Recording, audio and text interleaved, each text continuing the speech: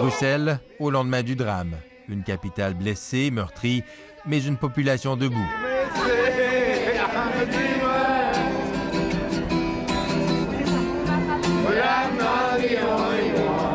Il est midi, tout s'arrête dans le pays pour une minute de silence à la mémoire des disparus.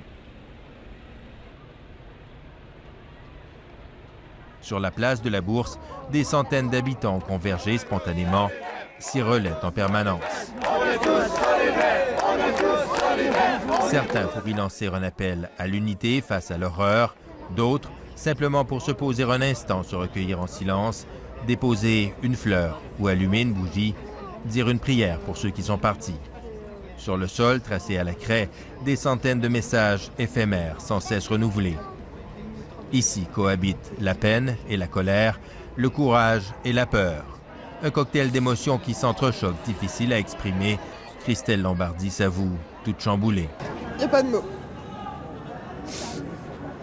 En même temps, c'est triste, mais au moins on voit qu'on est tous là, qu'on peut compter tous l'un sur l'autre.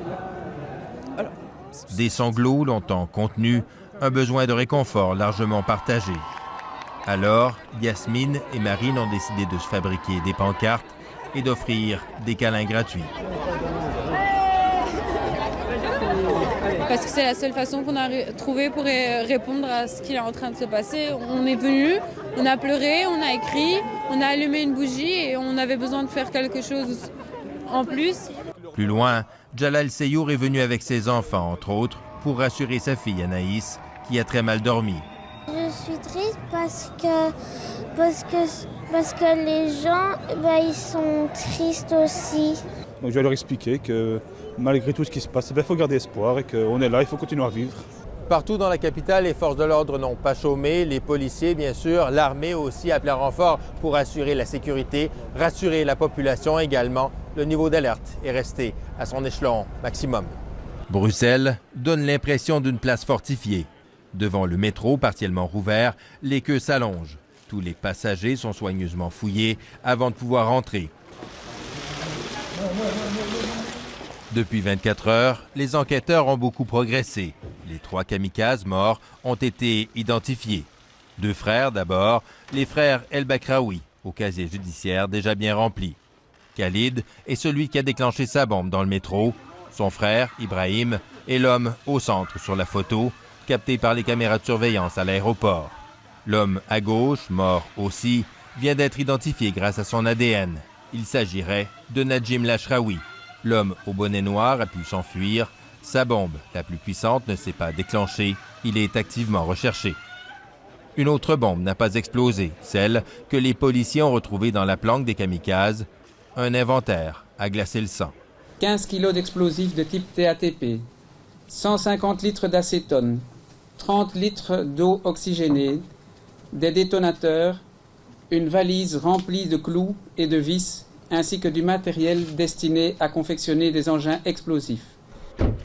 Un ordinateur et le testament d'Ibrahim El Bakraoui ont aussi été retrouvés dans une poubelle. Ils confirment ce que soupçonnaient les enquêteurs.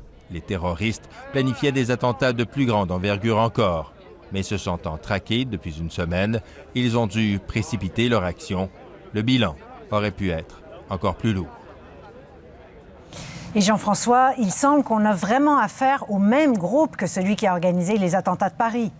Oui, Céline, les liens sont évidents. D'abord, si on parle des frères El Bakraoui, ils étaient connus pour leur facilité à se procurer des armes. A priori, c'est eux qui ont fourni les munitions de Kalachnikov qui ont été utilisées par le commando des terrasses, celui du Bataclan aussi à Paris. Alors que si on parle de Najib Lachraoui, il est a priori considéré comme l'artificier des attentats du 13 novembre. C'est lui qui aurait fabriqué les ceintures explosives utilisées par les kamikazes. C'est donc un seul et même réseau. Beaucoup de ses membres sont maintenant décédés ou encore ont été arrêtés. Cela dit, il faut quand même préciser que toute menace n'est pas écartée. Il suffit, pour le comprendre, de réaliser d'abord que la Belgique est per capita le pays d'Europe qui a envoyé le plus grand nombre de djihadistes en Syrie.